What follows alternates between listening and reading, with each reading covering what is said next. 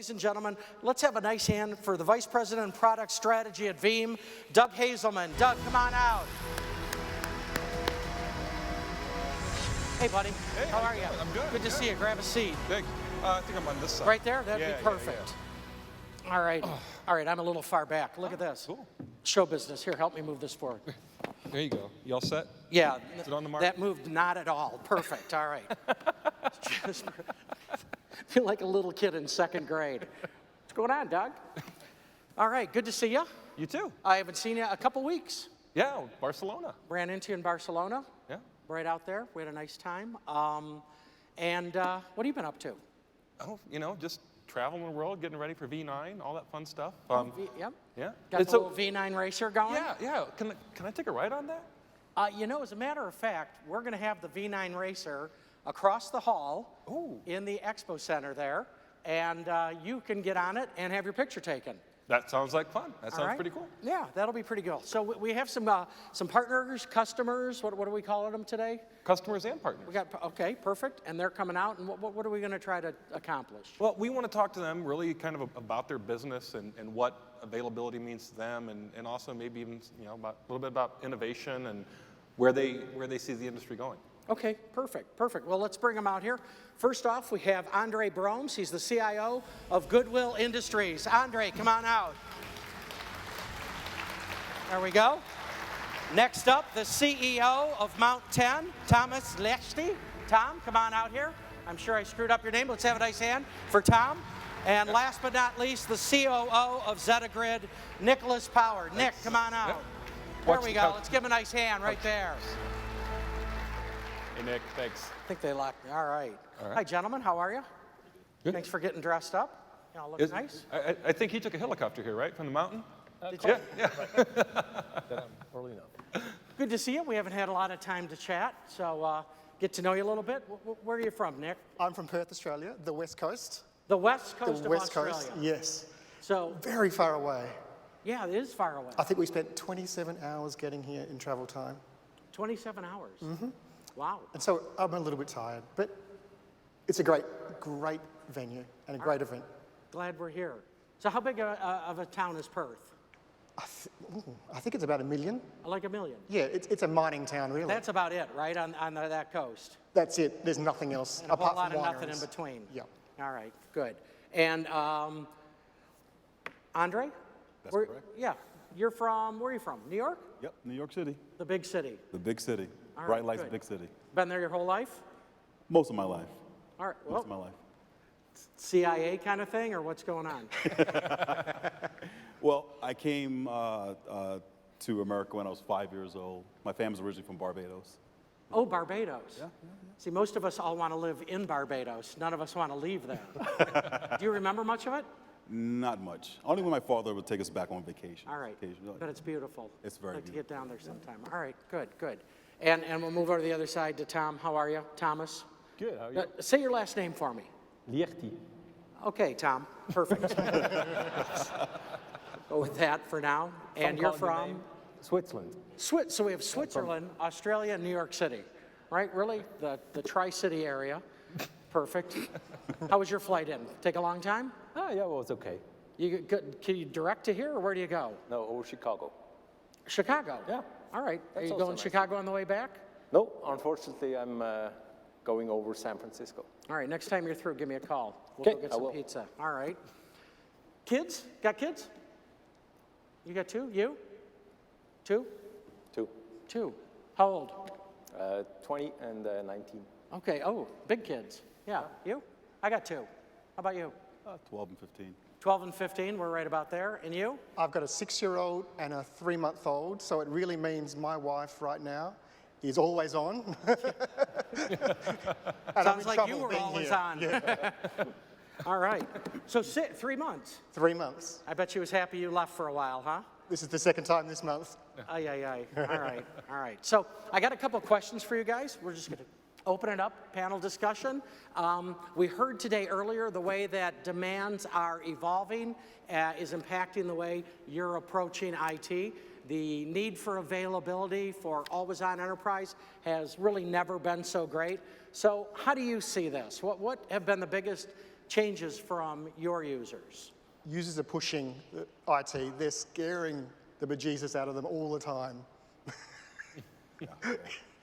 Yeah, you're right. I see it as shadow IT, and the way I look at it is that shadow IT came out of necessity, right? Users just want to do their work, they just want to get their jobs done, and my focus has always been to kind of step out of the shadows, shine a light into the shadows, and try to find those solutions. Okay, good. I can just confirm, I mean, also in Switzerland, there is a lot of need for always-on business. I think with the new technologies now provided by Veeam, it allows smaller customers for the first time actually to use a second data center, which they probably couldn't afford up to now. And for larger customers in the mid to long term, it'll allow them to save cost.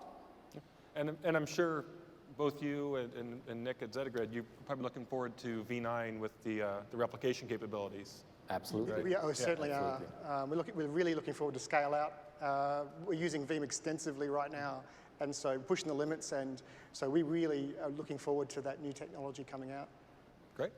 Good, good. All right. So we're all consumers of technology, everybody. My IT department is a 15-year-old daughter. So when anything gets broken, we send it right up there to IT, and it comes back all fixed. For you, what would have been the killer innovation in the past, let's say, decade that's impacted the way you work and the way that you're approaching your roles? I would say the Internet of Things. Okay. There's so much out there that's going on right now, and there are challenges with securing it, making sure that availability is there for the users. Because again, users just want to do their jobs, and the market is finding ways to make better solutions for users. The scary part is in the security world, you know, there's a little word that says, a phrase that says, if it's easy for you, it's easy for the attacker. Yeah. And with the Internet of Things, it brings all of those concerns to our areas, yeah. That's interesting. Oh, I agree, but if I continue with mobile, virtualization is our business. So that's changed our life and my life completely, being in the business of virtualization. So it's changed everything in terms of our data center. We were originally started as a colo provider, and we had racks and racks and consumption of power, and customers would come in all the time. And now we don't see that at all. We maintain the data center. Everything is virtualized. It's really changed our business completely. Yeah. Yeah, I mean, for me, you know, obviously the mobile phones, the smartphones, and also in-plane Wi-Fi, right? Oh, yeah. Because now I can work from anywhere. I mean, I fly a lot. I'm traveling around all the time, but it seems like I always have access now to my data. And You really the shouldn't plane, use it, though. And I'm like, I can tweet. I can tweet from 35,000 feet. You know, it's great. But you know, when you look at that kind of innovation, you know, 10 years ago, nobody would have thought that you'd be sitting on a plane flying over the Atlantic or the Pacific, you know, working and emailing and everything from a handheld device. It's just, it's pretty amazing. It is. It's unbelievable. Look, I do agree that, in my view, the mobile phones or the smartphones are the killer innovation of the last 10 years. And not just because they developed themselves from dumb phones to smartphones, but I think it changed probably forever our way we either consume information or we provide information into a particular system. And I think up to that point, all the PCs were used for both.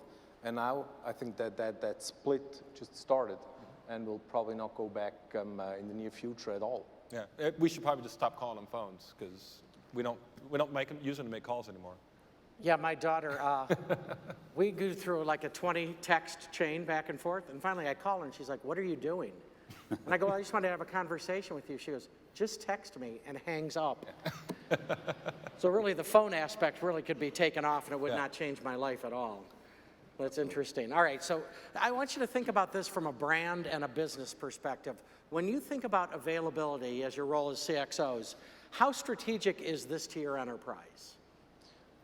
Well, let me probably take this first. I think it's not for us important, but I think for all our customers and partners, it is absolutely essential.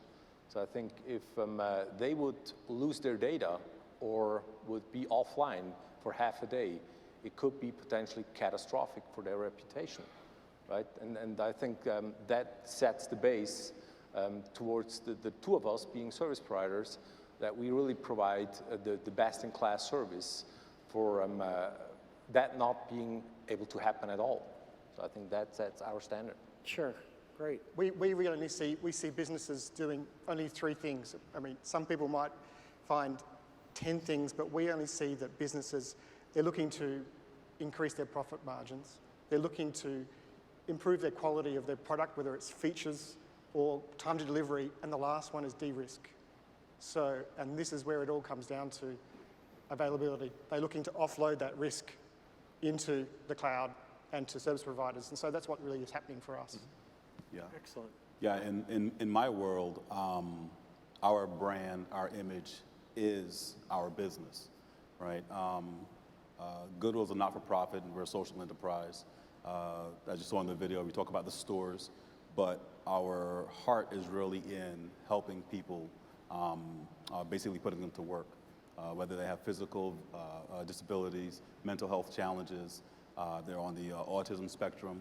Regardless of what their challenges are, we try to get them gainfully employed. So for us, the risk to our brand is, is very apparent in what the customers would see as a negative impact. How are you protecting, our information? How are you protecting the people that, we entrust in your care, their information? So the biggest challenge for me is making sure that brand is protected. So that's why I typically think in 3 letters CIA, and I'm not thinking about a 3-letter agency. I'm thinking confidentiality, integrity, availability. And Veeam's availability helps us to ensure that at least that last part of CIA is covered, because that is where we see our best hope at brand protection. Great. Great. Thank you.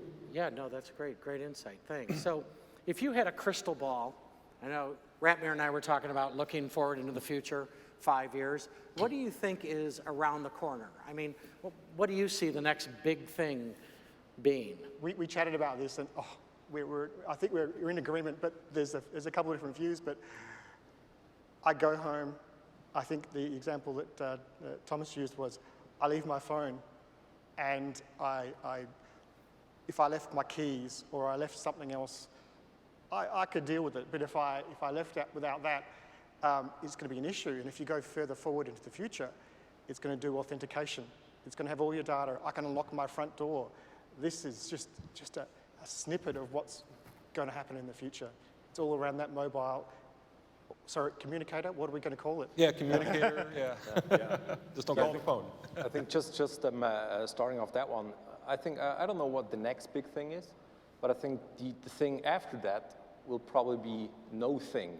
Because, I mean, I really want to consume the service I'm looking for. And I don't want to fiddle around with cables every day, just recharging a device, which is just walk up here to a carry around. Yeah, just Right. walk up to a terminal anywhere. To Have a a terminal, biometric use security. my authentication, and just get the service I'm looking for. Yeah. So I don't want to be able or forced to carry around stuff. Yeah. So I like that. Yeah, no the more next batteries. big thing after the next big thing. Yeah. Yeah. That's Yeah, interesting. Yeah, I agree with what everyone's saying on the stage today. It makes a lot of sense. In today's day and age, your mobile device, whether it's a smartphone, tablet, or whatever, to your point, no device, whatever you carry, it actually is you, right? The device is like an extension of you. So as you mentioned, you may go on your way to work and forget your wallet and say, okay, well, I don't have any money today, but I'll figure it out. Because guess what? You have Apple Pay, you have Android Pay. But you don't have that if you get your mobile phone. So you'll turn around and go back and get it, right? And I think with the areas of security that are also covered with a mobile device, it's something that you have and something that you know, right? And with a lot of mobile devices being able to improve the security with the fingerprint reader, right? They're locking down the security of those devices. So that means that it has a potential for ID management as well. So I envision a future where someone walks into their office and the device knows, via geolocation or whatever the case may be, you're at your office, I'm going to switch into office mode, right? And now it's going to give you access to the information at your office, whether it's bringing up the computer or it's actually giving you access into your office door, whatever the case may be, it's going to have the token that you need to get the access that you need. Right. And then once you leave the office, the security, paradigms are there that says, okay, I'm leaving the office. Let me start encrypting the information, protecting it, putting it in another container, making sure it's secure. Now you're on a personal device. It's switched to personal mode, and now it's, it's capable of accessing your bank information and everything else. And so I think the future is exactly that, because one of the things that we had as a problem, we heard, conversations earlier today about identity management and, and that of managing it in the cloud and the struggles there. Well, your mobile device is always connected to the cloud, right? Yep. It's always connected to the cloud, and it's like the bridge between the cloud and the information that you have on premise. So the future with your mobile device is I'd like to see Veeam actually have. Oh, now we're taking requests? Is that what we're doing? Are we out of time already? All right, finally, if you had one tip to give the audience when it comes to delivering availability to your business, what would it be? Store your data on a really safe place. In a mountain. like a mountain, maybe. You have any suggestions? Well, I know a guy. Yeah. I give you the card. I'd recommend start small. Choose, if you haven't done availability before, choose a specific area, test it, and then try and classify your data. Yeah. Look, there are a lot of smart people here in the audience, and I'm not going to say anything that no one doesn't know already. So forgive me for repeating things that you already know. And I would say do a proper risk assessment, because everything doesn't need to be protected the exact same way. That'll just drive costs up where it doesn't need to be. And that means that you're not protecting something as well as you should once you start driving those costs up. So I say do a proper risk assessment, identify what your crown jewels are, and put your best foot forward there in protecting those, and then go down that chain as you just mentioned and protect that way. Yeah. If I had a tip, I'd just say use Veeam. But, that's just me. That's just you. All right. On behalf of Doug and Veeam, I'd like to thank our panelists, Andre, Nicholas, and Thomas. Let's give them a nice hand. Thanks, our CXO panel. Excellent. Thanks, you guys. Thanks for coming.